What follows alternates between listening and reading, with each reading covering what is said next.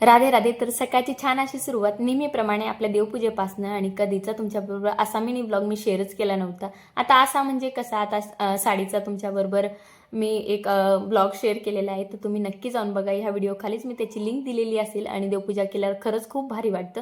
आणि आज रांगोळी काढायला थोडा जास्तच उशीर झाला होता, पण आता असू दे म्हटलं. पण आपल्याला रोजचीच सवय असते, तर त्याच्याशिवाय पण होत नाही. उशिरा तर उशिरा, पण डोळ्यांना सुख वेगळं असतं काही गोष्टी चांगल्या बघण्याच्या. सेम माझं तसं आहे. आणि लहान मुलांच्या छान छान गप्पा ऐकू येत होत्या, म्हणून मान तिकडे वळली होती बरं का माझी. आणि ही जी रांगोळी काढते ना मी, ही ऑइलची डबकी असते ना छोटीशी, ती होती. आणि ती पुढचं तिचं नोक कट केलं होतं आणि इथं मस्त रांगोळी त्याच्याने काढता येते. इथे छान लगेच उंबरठा पूजन सुद्धा करून घेतलं. हळदीचा लेपन वगैरे केलं नव्हतं, फक्त पूजा वगैरे करते. आणि आत्या ज्या आहेत ना, ते सकाळी सकाळी उंबरठा रोज पुसत असतात आणि रोज त्या पूजा करत असतात. म्हणजे आम्ही सासू सुना दोघं सुद्धा उंबरठा पूजन करत असतो.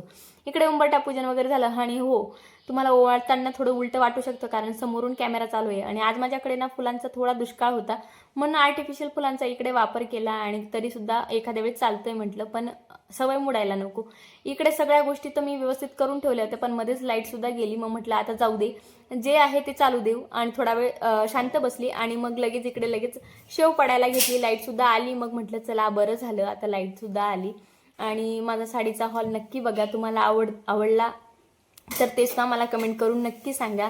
आणि ह्याच व्हिडिओ खाली मी त्याची लिंक जी आहे ती दिलेली राहिली. तर मस्त शेंगदाणे वगैरे तळून घेतले आणि तेच तर काढून घेतले. आणि मस्त डाळ्यासुद्धा इथं तळून घ्यायच्या होत्या मस्त कलर येईपर्यंत. आणि चिवडा जो आहे ना, तो आता म्हटलं उन्हाळ्याचा थोडंसं कधीतरी खायला बरं आहे मग. आणि इकडे तेल थोडं जास्त वाटत होतं, तर तेलसुद्धा काढून घेतलं. आणि इकडे ठेचलेला लसूण वगैरे टाकून घेतला. आणि लसूण ओला होता म्हणून त्याची साल जी आहे ती व्यवस्थित काय निघाली नव्हती, पण काय हरकत नाही म्हटलं, ओलाच आहे तर काही प्रॉब्लेम नाही. जिरंसुद्धा टाकून घेतलं.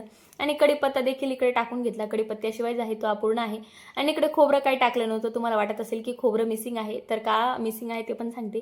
माझ्या मुली जे आहे ना, ते खोबरं वेचून ठेवतात. माझ्या माणूला बिलकुल सुद्धा शेंगदाणे खोबरे आवडत नाही. आणि नेमकं तिच्याच ताटात ते सगळं जात असतं, आणि ज्यांना आवडतं त्यांना जात नाही. चला इथंच एंड करते. राधे राधे.